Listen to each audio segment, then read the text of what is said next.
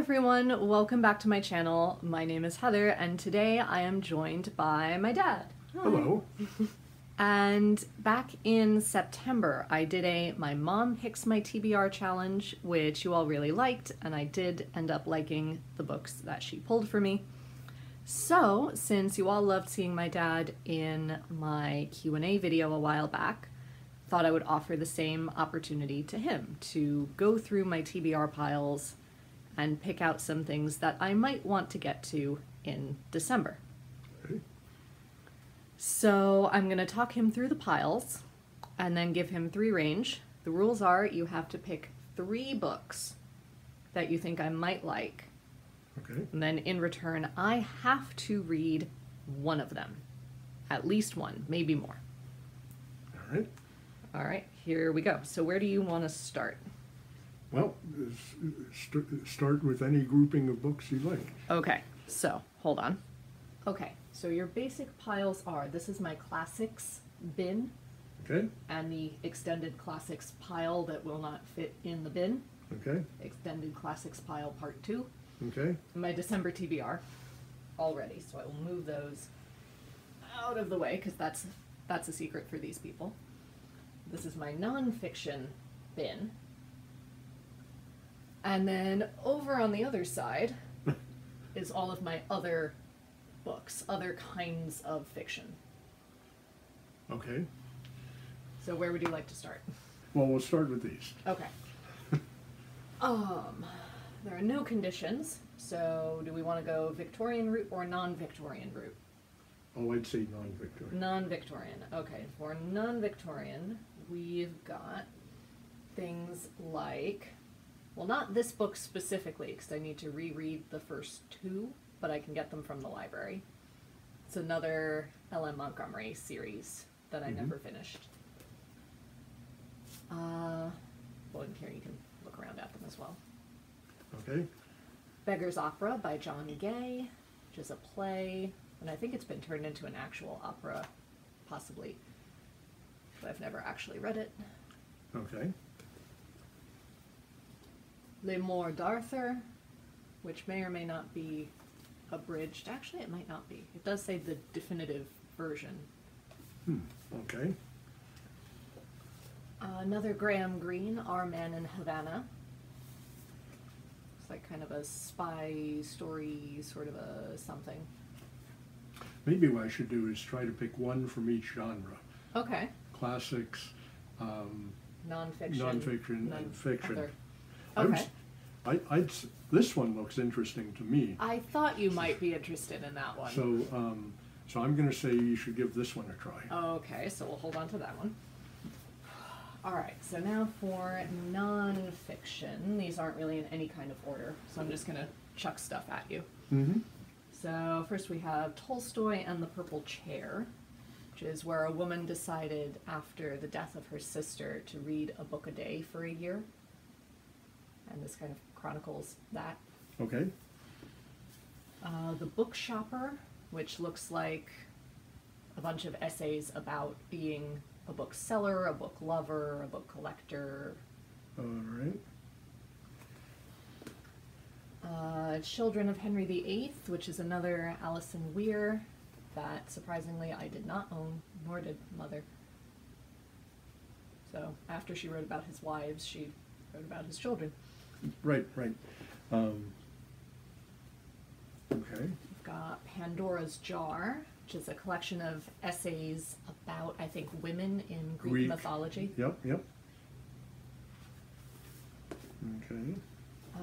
Which other ones are calling to me at the moment? We've got Tutors in Love, which Ma said she actually read a little while ago. She said it was okay, but I had found it at a used book sale as well. Mm-hmm. This is kind of dense, but I could go for it. The Making of Victorian Values.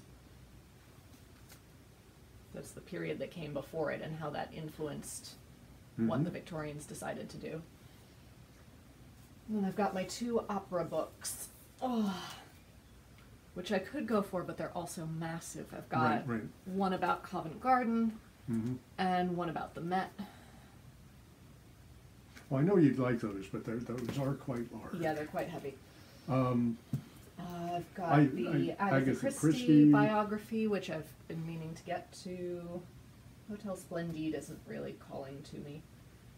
well, I think we can stop here, because Okay. there's quite a selection. Okay. Or I have the Charlotte Bronte biography. I would say,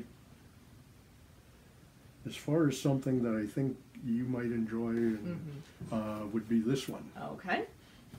Nice, a nice small one to work with. I know Alison Weir is a good writer, so. Okay, so down here is other kinds of fiction, which is mostly just chucked in together. There's not really a system, except for that stack of very thin books Yep, are plays. yep, okay. Beyond that, just have a go. Yep, no, actually, I can see a lot of the spines from here, so. Yeah. Let's see. Which ones are calling to you, and I can tell you a little bit more. Well, these two look interesting. Of course, they're a little large. How did I know those would call to you? They are massive. Edward Rutherford does not write small books. He's kind of the... Who's that author that Mother loves? James Michener. Oh, yes. So Edward Rutherford is kind of my generation's James Michener, Okay, in that he okay. tells the story of a place A place over the through ages. generations of fictional families. Okay, So yep. this starts with the Romans building London all the way through to, I actually don't know how far it goes, but a fair way. Yeah, it probably goes through a fair into the, amount of yeah, them. I think there are 2 stops in the medieval age and then Elizabethans and so on and so forth. And so I have his for Russia, I have Princes of Ireland and Paris as well. That's another one of his. But he's got them for everywhere. He just did one about China. There's one about New York. Okay, 'cause that one's interesting. That one I've been meaning to read for ages, but because it is so massive, I always go, no, I don't have the time. I don't know. Well, I mean, the Paris one looks like it might be a little shorter. I haven't checked the font size. That could be the thing. It could be the font size. Then there's this one. Which, to tell the people, Yes, I am not your perfect Mexican daughter. I bought that when we were in California. it's just an interesting title. Yeah, it's a young adult book, I think, about this girl and her family's expectations and, I guess, being an immigrant child as well, or at least the child of immigrant grandparents, at least. I'm not sure exactly when. And trying to reconcile all of that with your own coming of age. Oh, and there's one that could be interesting. In Mozart's Shadow. Ah, another young adulty sort of book. Hold on.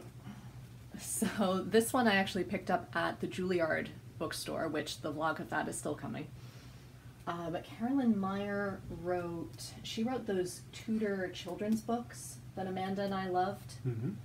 And so this is hers about Mozart's sister and her story, because she was apparently also quite a talented musician and composer, but nobody ever really talked about her. Their father was just concentrated on Mozart. Well, you know, that one might be a good one for December if you're going to the opera. I am going at the beginning, so that could be interesting. Not to see Mozart, but there we are. All right, so I'll put that one over here as a maybe. All right.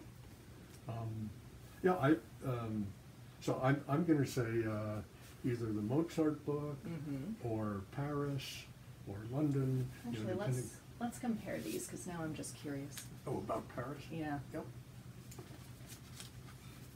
So in London, the font size is pretty good.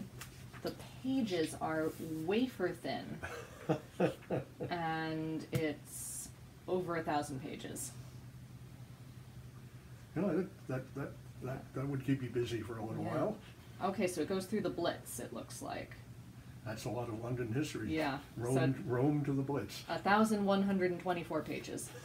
So that's fun. Whereas Paris looks thinner, but it's really heavy still. And it probably Font size slightly smaller, but not bad. Not bad. Fairly wafer thin pages as well. this probably goes from the Romans through World War II, if I had to guess. Oh no, it opens in La Belle Époque. And then it doesn't go chronologically. It bounces back and forth. Oh, that's different. So it starts in La Belle Époque, but then it goes back to the French Revolution, the Paris Commune, Louis XV, Napoleon, the building of the Eiffel Tower in Montmartre. So a lot of big periods. But this one is about 800 pages. Well, I don't mean to say we have to pick it based on size. But yeah, but I only get a week off in December, well, true. so... True. So I would say, well, since you're looking to do all three in let's say a week's vacation time, then I'm going to say I'm going to vote for the Mozart book as being probably the best choice. Yeah. These look like great books. All right, so we've gone through the stacks, and you've picked 3 books for me. Mm-hmm. So why don't I tell the people a little bit more about them, and then you can say why it appealed to you. Okay. So the first one you went for was Our Man in Havana by Graham Greene, which is, I said a spy story. I don't know if it is or not. It's about a man who's kind of down on his luck. He doesn't really know how he's going to make ends meet. I think it is during the point when Cuba is communist, which isn't helping. Oh no, it is spy story, because it says this mysterious Englishman offers him a way to make a little bit extra money. So he takes it, and all he has to do is drop off these files in this certain place. Yes, well. And he claims that these are fake reports. It's no big deal. But then the things in the fake reports start actually happening. And he starts to wonder, oh no, is there no way out now? So why did this appeal to you? Well, that sounds even more intriguing. The reason it appealed to me is I've always liked sort of a spy espionage story from time to time. Mm-hmm.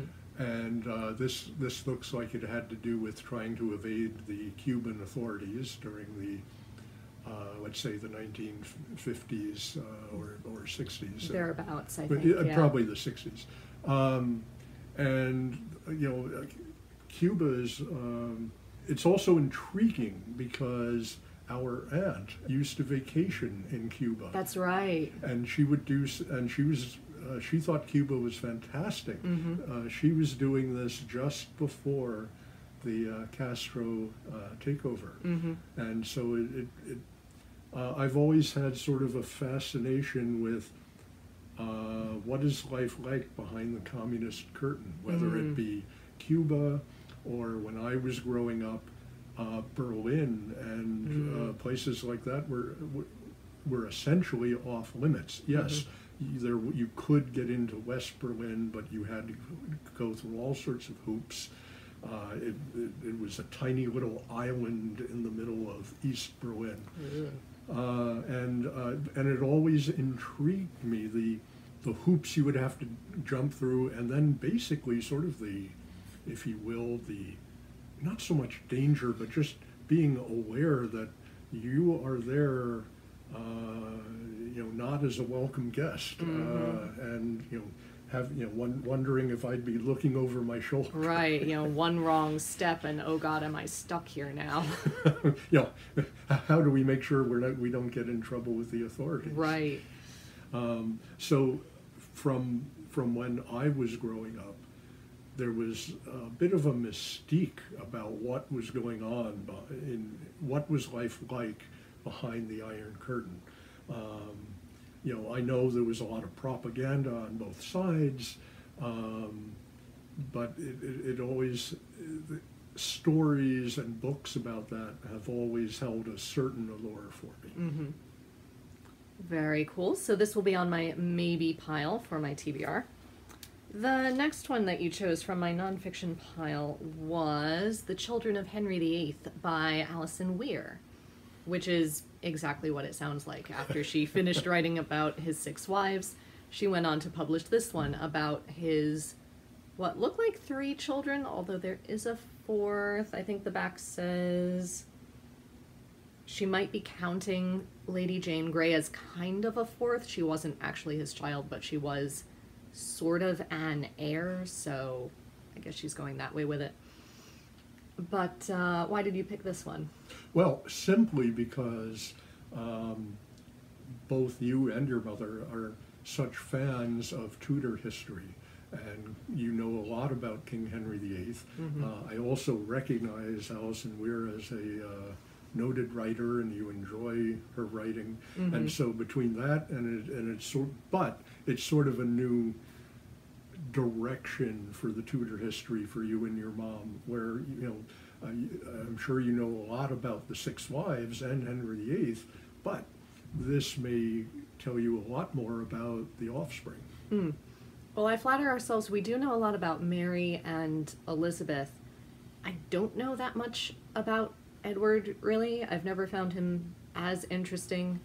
I think that's just because he only lived until he was 16, so it's not a lot to actually talk about. Well, but yeah. So this will be fun. And then the last one you picked from my other fiction pile was In Mozart's Shadow by Carolyn Meyer, which is a sort of middle grade or young adult fiction book about Mozart's sister. What was her name? Nannerl. That can't be her full name. I'm pretty sure that was a nickname, but that's the only one they're giving me here. But anyway, apparently she was also a very talented musician, maybe a composer, but was always passed over in favor of Wolfgang by their father, that he was going to be the big success, the big moneymaker. So this attempts to tell her story. So why did you pick this one? Why did I pick this one? Well, several reasons. One, it has to do with Mozart, and not only did Mozart write great operas, I love most of Mozart's music, his symphonies, his various concertos, and there have been movies about Mozart, movies filled with lots of notes. And that was a running gag in our family for many years, but nonetheless. And so between sort of my love for Mozart's music, your love for Mozart and classical music and the opera, I thought, and the fact that you will be seeing an opera in December, I thought it was a very timely choice. Indeed. So this will also go on my maybe pile. I also tend to end up watching Amadeus in December, just purely by accident. I don't know why, it just happens. So these 3 will be going on my TBR pile, along with many other books, which you will be seeing in about a week's time. So do tune in and subscribe if you want to see what else ends up on this TBR.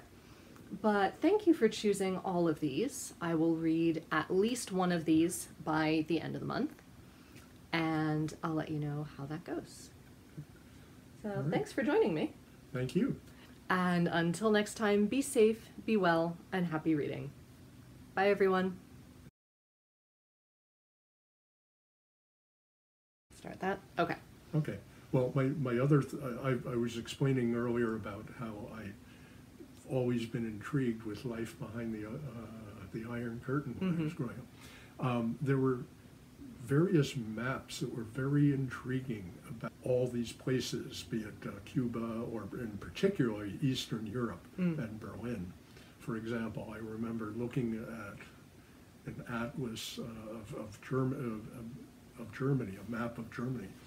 And while there were different ways of getting to Berlin from the west, they were very highly controlled, and you could tell this from the map.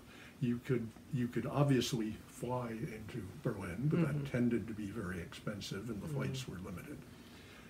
You could take a train into West Berlin, but from what I understood at the time, once you reached the West Germany and East Germany border, essentially the train would be all locked up. The doors would be locked shut, and there would be no getting off, no getting on. The train would just then proceed to West Berlin, where you would then disembark once you were in the little island. In the safe zone. Yep. And believe it or not, I believe there was also an Autobahn that went between West Germany and Berlin and East Germany. How But did they here control again, that? no, but here again, you were not allowed to deviate from the road. Once you were on this Autobahn, it was very tightly controlled. There were fences all along it. You were not allowed to basically stop or to take pictures or do anything along the road until you got to East Berlin. Or at least that was my impression from reading about West Germany versus East Germany at the time. So anyway, that's sort of more reason why I find books like Our Man in Havana interesting, and it reminds me of when I was growing up.